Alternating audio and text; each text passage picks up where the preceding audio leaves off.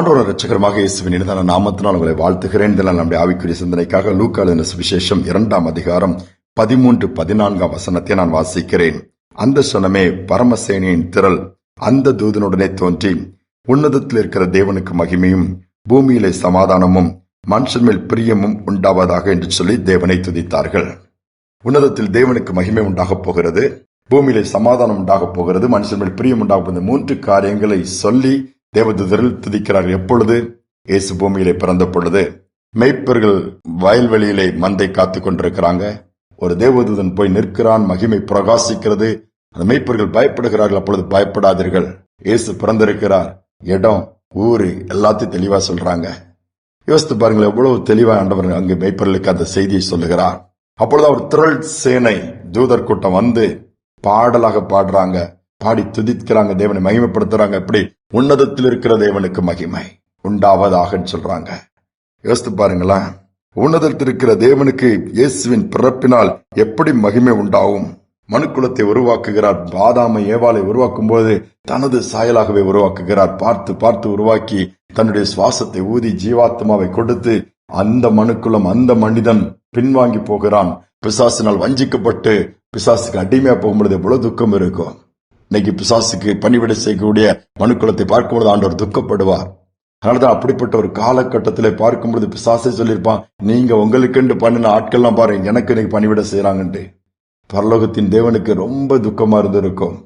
மனுக்குலமும் மகிமை இழந்து விட்டது. மீண்டும் அவர்களை தன் பக்கம் கொண்டு வர வேண்டும், தனக்குரியதாய் மாற்ற வேண்டும் என்று சொன்னால் கிரயம் செலுத்தப்பட வேண்டும். அதான் இயேசுவை பூமிக்கு பிதாவானவர் அனுப்புகிறார். தன்னுடைய சொந்த ரத்தத்தை சிந்த வேண்டியது இருக்கிறது.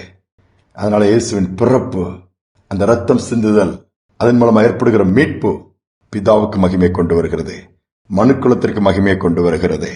அந்த மகிமையின் வாழ்க்கையை மரித்த பின்பு பெற்றுக்கொள்ளக்கூடிய பாக்கியத்தை கொடுக்கிறது. இப்பொழுது பிசாசு சொல்ல முடியாது, இவர்கள்லாம் என்னுடையவர்கள் என்று சொல்லி. மீண்டும் அவர் மீட்டெடுத்ததினாலே மீண்டுமாய் தேவனுடையவர்களை நாம் மாறி இருக்கிறோம். எந்த விதத்திலும் குறை சொல்ல முடியாது.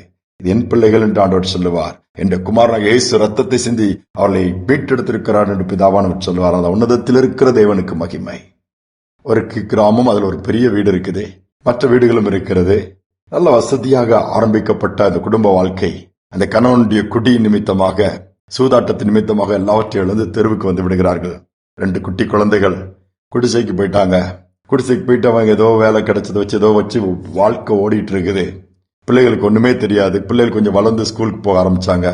ஒரு நாள் அந்த குடும்பத்தினுடைய பையன் அந்த ஸ்கூலுக்கு போகும்பொழுது அந்த ஊரில் உள்ள ஒரு மனிதன் நிப்பாட்டி, எப்பா எங்க போறா? ஸ்கூல் போறேன்.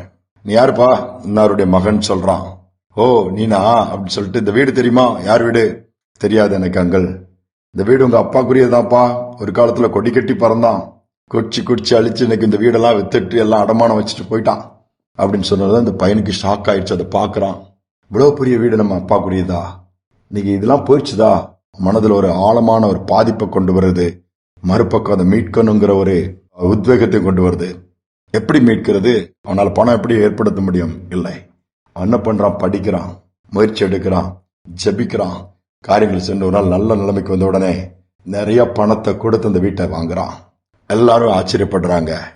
அதுக்கு முன்னாடி இந்த வீடு உங்க கூடியது, இன்னைக்கு இன்னொருத்திட்ட போயிட்டுன்னு சொன்ன அதே ஊர் வாய், பரவாயில்லப்பா இந்த பையன் திருப்பி எல்லாத்தையும் மீட்டுட்டான், திருப்பி அவங்களுடைய சுதந்திரம் அவங்க கைக்கு வந்துருச்சுது, பரவாயில்ல இப்ப நல்லா கொடுத்து வச்சவங்க அப்படிங்கிற அளவுக்கு தலையில வார்த்தைகள் மாறிடுச்சுது. யோசித்து பாருங்க, ஒரு காலத்துல உங்களுள்ள எல்லாம் போச்சுன்னு ஒரு இகழ்வாய், ஒரு மாதிரி உதாசீனமாய், அற்பமாய் பேசப்பட்ட எண்ணப்பட்ட அந்த சூழ்நிலை அந்த ஒரு பையன் நிமித்தமாக திரும்ப அது அப்படியே மாற்றப்பட்டு வேண்டிய கனம் மரியாதை அந்த குடும்பத்துக்கு வந்துருச்சுது. இதே போலதான் இழந்து போன மனுக்குலத்தை மீட்க இயேசு வந்ததினாலே உன்னதத்திற்கும் மகிமை உண்டாச்சு, மனுக்குலத்திற்கும் மகிமையான வாழ்க்கைக்கு வழி உண்டாயிடுச்சு. அதனால எவ்வளவு சந்தோஷம். நாம சொல்லலாம், உன்னதத்தில் இருக்கிற தேவனுக்கு மகிமை உண்டா. அந்த மகிமையின் நாட்களை நினைவு கூறும்படியாய், மகிமையா இயேசு வெளிப்பட்டதை நினைவு கூறும்படியாய் இந்த வாய்ப்புகளை கர்த்தர் கொடுத்திருக்கிறார். இந்த நாட்கள் அதை உணர்ந்து அவருடைய பிள்ளைகள் நாம் என்பதை அறிந்து தொடர்ந்து அவரை சார்ந்து கொள்ளும் பொழுது இழந்து போனதை நாமும் மீட்டுக் கொள்ள முடியும். ஜெபிப்போம். அன்பின் தகப்பனே, இந்த நாளுக்காக தருணத்திற்காக நன்றி செலுத்துகிறோம். அநேக பிள்ளைகள் அநேக இழப்புகளின் பாதையில கடந்து போறாங்க. அநேக காரியங்களிலே அப்பா வேதனையோடு என் எல்லா சுதந்திரத்தை இழந்து தவிக்கிற பிள்ளைகளும் உண்டு. ஏதோ ஒரு பகுதியிலே கீழ்ப்படியாம ஏற்பட்டதினாலே, ஏதோ ஒரு பகுதியில செய்த குற்றத்திற்காக, பாவத்திற்காக, ஏதோ ஒரு காரியங்களுக்காக இன்னைக்கு பாதிப்புகளை சந்திக்கிற பிள்ளைகளை ஒரு விஷயம் இந்த நாள்ல நினைவு கூர்ந்து இழந்து போனதை திரும்ப பெற்றுக் கொள்ளுகிற நாளா இதை மாற்றிக் கொடுப்பீராக. பலனை இழந்திருக்கலாம், சுகத்தை இழந்திருக்கலாம், வேலைகளை இழந்திருக்கலாம், பணத்தை இழந்திருக்கலாம், தொழிலை இழந்திருக்கலாம், எதுவாக இருந்தாலும் வாழ்க்கை இழந்திருக்கலாம். Whatever it may be, எதுவாக இருந்தாலும் என் தேவன் அதற்கான கிருபைகளை கொடுத்து நீர் இழந்து போனதை தேடவும் ரட்சிக்கவும் இந்த பூமிக்கு வந்தீங்க. உன்னதத்திற்கு தேவனுக்கு மீண்டுமாய் மகிமையை ஏற்படுத்தும்படியாய் வந்தீங்க. எந்தெந்த குடும்பங்கள் மகிமை இழந்து, எந்தெந்த குடும்பங்கள் ஆசீர்வாதங்களை இழந்து இருக்கும் இந்த நாளில் அதை பெற்றுக் கொள்ளக்கூடிய பாக்கியத்தை கொடுங்க. கிருபை பாராட்டுங்க. தாழ்த்தி ஒப்புக் கொடுக்கிறேன். துதிகனமை ஏற்றுக்கொள்ளும் இயேசுவின் நாமத்தில் பிதாவே, ஆமென், ஆமென். தாழ்த்தி ஆண்டோட்ட கேட்போம். இழந்து போனதை திருப்பி பெற்றுக் கொள்ளக்கூடிய பாக்கியத்தை கொடுப்பாரு. அதோடு மட்டுமல்ல, நமக்கு மகிமை உண்டாகும்படியாய், உன்னதத்தில் தேவனுக்கு மகிமை உண்டாகும்படியாய் இயேசு பூமியில வந்திருக்கிறார். அதையும் மறந்து விடாதபடி அதற்கேற்றபடி நம்முடைய வாழ்க்கையை தொடர்ந்து ஓடி முடிப்போம். இந்த சிந்தனையோட நாளை தொடரும். மீண்டுமாய் நாளை தினம் சந்திப்போம்.